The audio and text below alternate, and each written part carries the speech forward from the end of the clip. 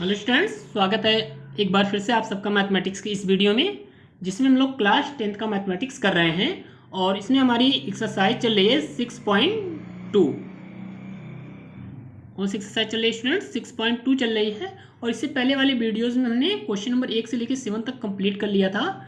अब इस एक्सरसाइज में 3 क्वेश्चन और हैं, 8, 9, 10। तो आज हम लोग इन्हीं तीनों क्वेश्चन की चर्चा करने वाले हैं। तो आइए देखते हैं क्वेश्चन नंबर 8 क्या कहता है स्टूडेंट्स। तो देखिए क्वेश्चन नंबर 8 में कह रहा है कि परिमेय 6.2 का प्रयोग करते हुए सिद्ध कीजिए कि एक त्रिभुज की किन्हीं दो भुजाओं के मध्य बिंदुओं को मिलाने वाली रेखा तीसरी भुजा के समांतर होती है। तो इसमें क्या कह रहा है स्टूडेंट्स कि आप एक क्या लीजिए, त्रिभुज ले लीजिए। सपोज दैट मैं एक त्रिभुज की कल्पना कर लेता हूं। यहाँ पे ये हमारे पास एक त्रिभुज हो गया, त्रिभुज ए बी सी। इसका हम लोग क्या नाम दे देते हैं स्टूडेंट्स? त्रिभुज ए बी सी। अब कह रहा है एक त्रिभुज के किन्हीं दो भुजाओं के मध्य बिंदुओं।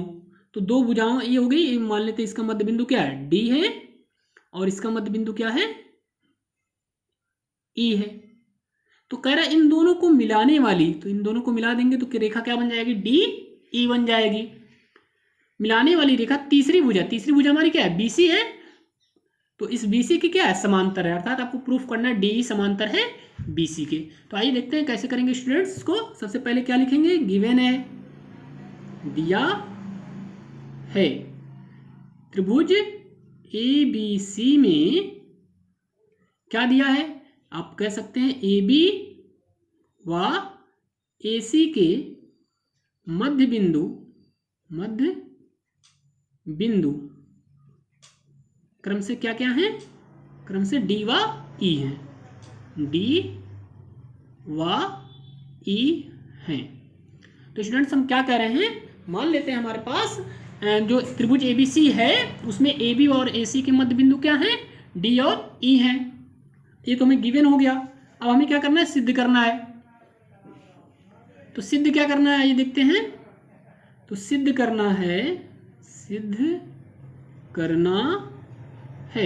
तो सिद्ध क्या करना है कि DE जो है, जो मिलाया गया वो समांतर है किसके?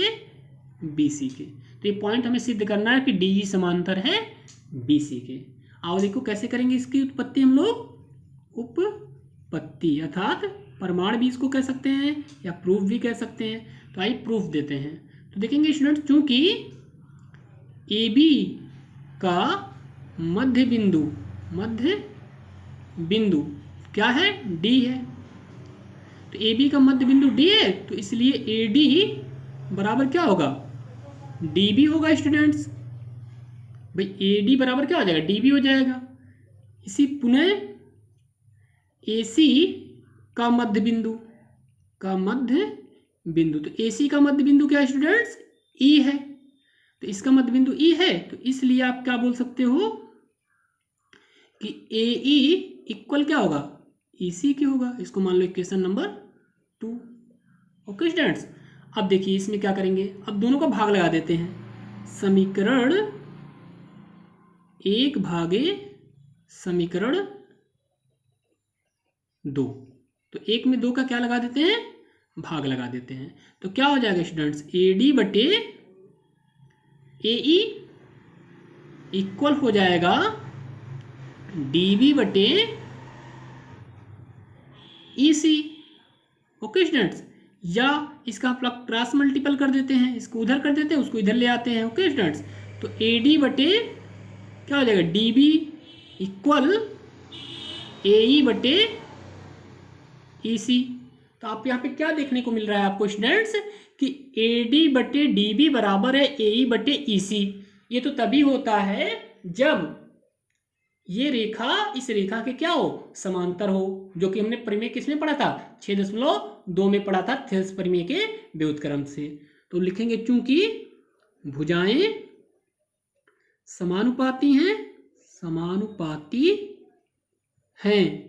इसलिए थेल्स परिमेय के व्युत्क्रम जो कि एनसीईआरटी में परिमेय क्या था? 6.2 था। परिमेय 6.2 इसलिए क्वेश्चन में बोला है से व्युत्क्रम से क्या बोल सकते हो?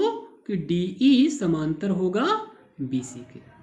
ओके स्टूडेंट्स, तो इस तरह बड़े आसानी से इस क्वेश्चन को आप प्रूफ कर सकते हो। ओके, आई होप आप अच्छे से समझ गए होंगे। देखते हैं नेक्स्ट क्वेश्चन, क्वेश्चन नंबर 9 क्या कहता है हमसे।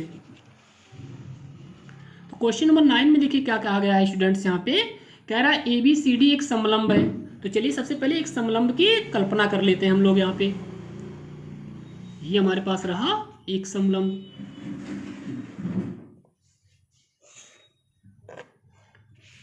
समलंब हमने क्लास 9th में सीखा था समलंब कैसा होता है।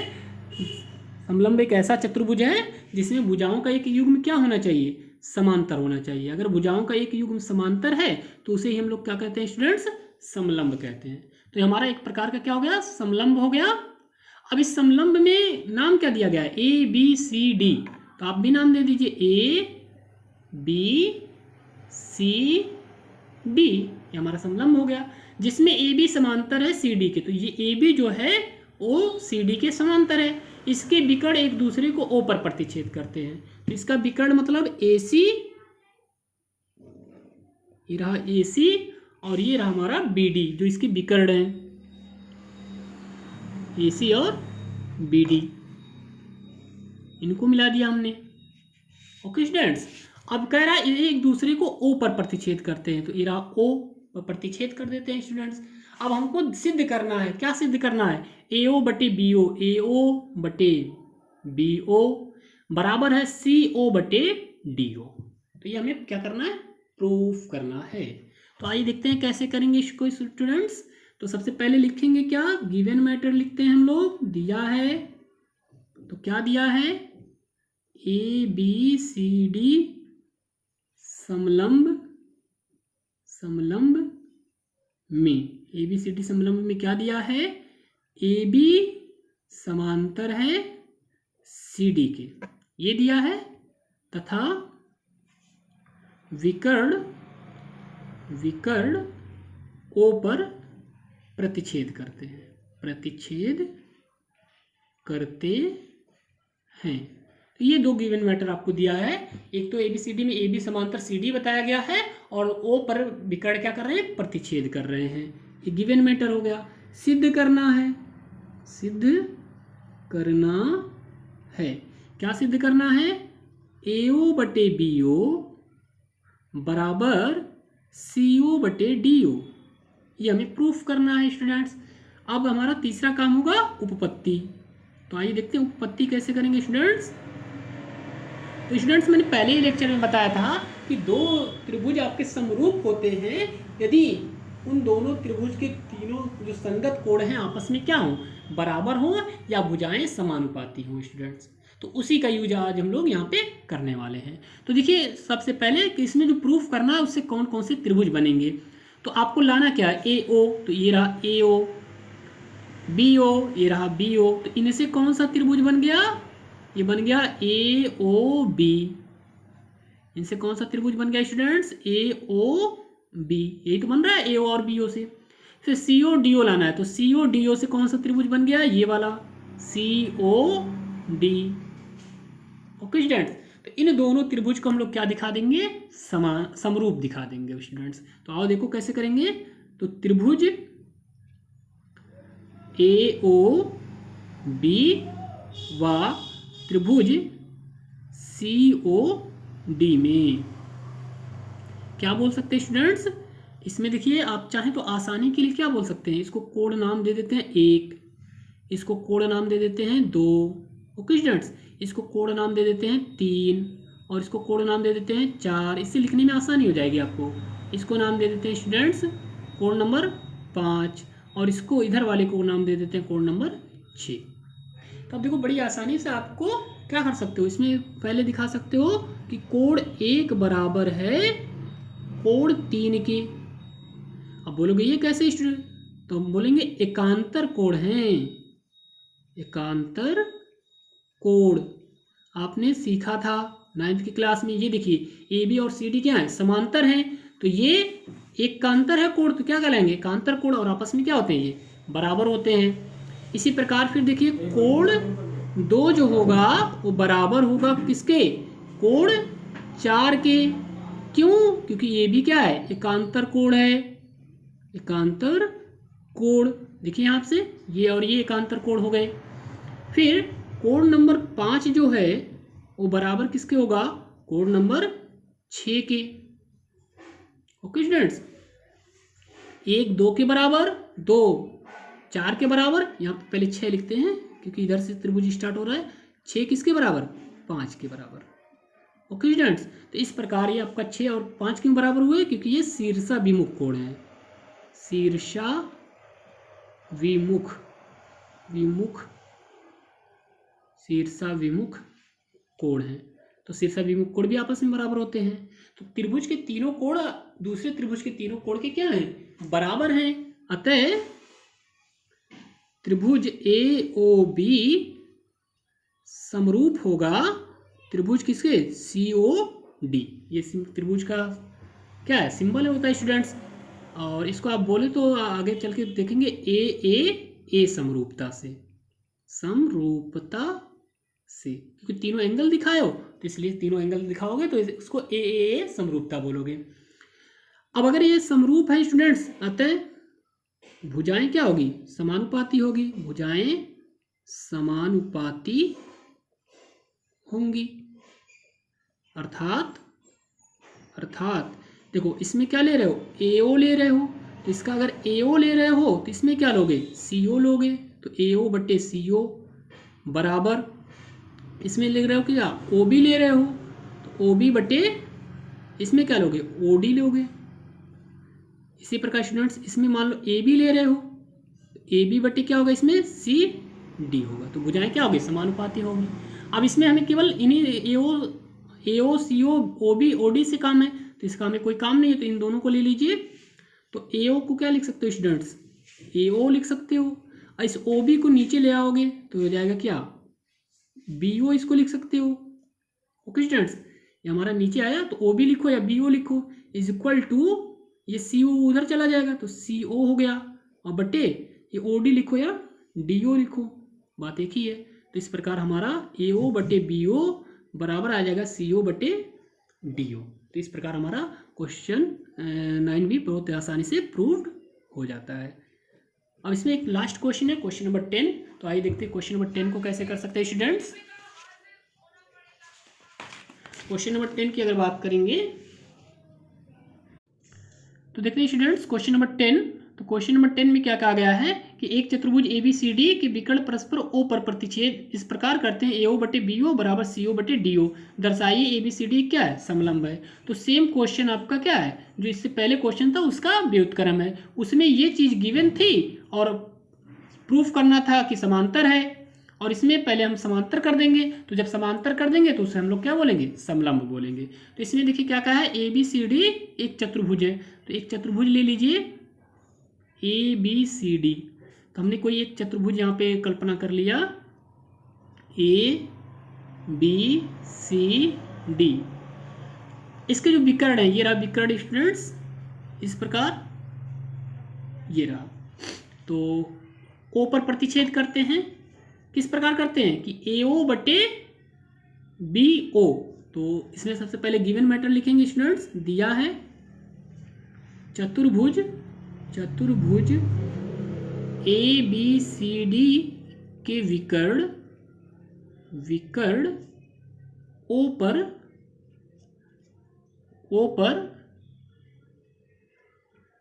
प्रतिच्छेद करते हैं।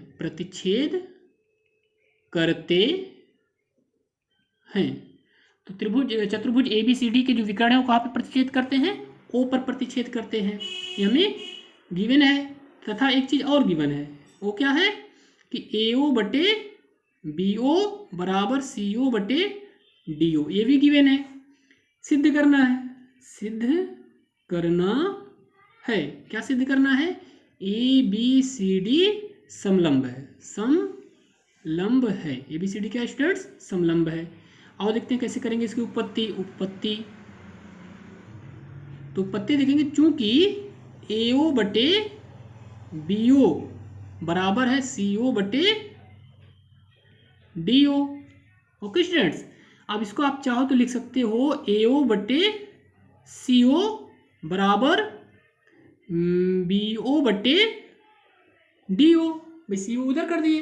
तो अब देखो स्टूडेंट्स क्या देख रहे हो, AO बटे CO बराबर है BO बटे DO। तो इस प्रकार आप बोल सकते हो कि त्रिभुज, इसलिए त्रिभुज, कौन सा त्रिभुज हमारे पास यहाँ पे स्टूडेंट्स है, AOB व त्रिभुज COD। भाई एक AOB बन रहा है और एक COD बन रहा है, की भुजाएं समानुपाती हैं, इसलिए थेल्स परिमेय के व्युत्क्रम से, थेल्स परिमेय के व्युत्क्रम से AB जो होगा वो समांतर होगा किसके, CD के। AB समांतर किसके होगा, CD के हो जाएगा। क्यों समांतर हो जाएगा, क्योंकि भुजाएं समानुपाती हो तो तीसरी भुजा क्या होती है स्टूडेंट्स, समांतर होती है। तो इस प्रकार AB समांतर किसके हो गया, CD के। और हम जानते हैं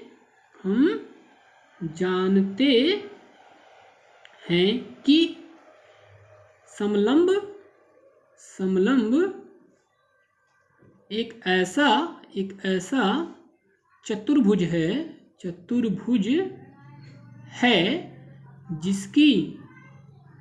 जिसकी भुजाओं का एक युग्म समांतर होता है। अतः ABCD एक समलंब है। भाई आपका एक समलंब कब होता है, जब भुजाओं का एक युग्म क्या हो, समांतर हो। तो यहाँ पे आप देख रहे हो भुजाओं का एक युग्म जो AB है वो समांतर किसके, CD के। तो AB और CD अगर समांतर है तो ABCD हमारा क्या होगा, समलंब होगा। ओके स्टूडेंट्स, तो इस प्रकार क्वेश्चन नंबर 8, 9, 10 को बड़ी आसानी से कर सकते हैं। आगे की चर्चा हम लोग नेक्स्ट वीडियो में करेंगे। तब तक के लिए धन्यवाद।